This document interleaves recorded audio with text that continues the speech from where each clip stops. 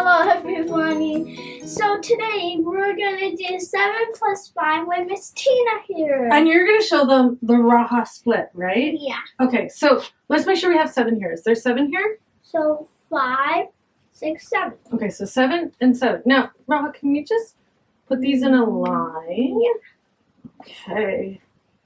There we go. So now they're in a line. So 5, 6, 7. There's still 7, right? Yeah. Okay, now 5. 9. That's 5? Yeah. And you can just flash your eyes and see it, right? 5. So can we put these ones in a line too? We Yeah. didn't take it away, so there's still 5. Yeah. Okay, so we have 7 plus. 5. Okay, so we'll start off with the 7. Now what are you going to do? I'm gonna split the. I'm gonna make 10. Yeah. Okay, so your splitting strategy is always about making 10, right? Okay, I put 3. so you're going to split this 5 into 3 so that you make 10. We'll just put a little line here.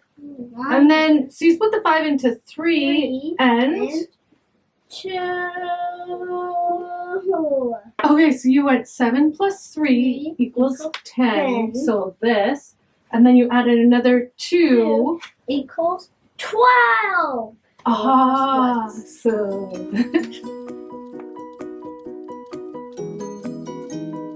Hi everyone. We're doing 7 plus 5 and Nikki's going to tell us about how she did it. How'd you do it, Nikki?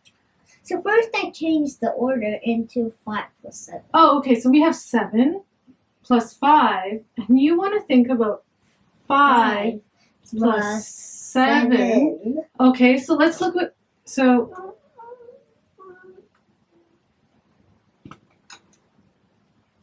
oh my.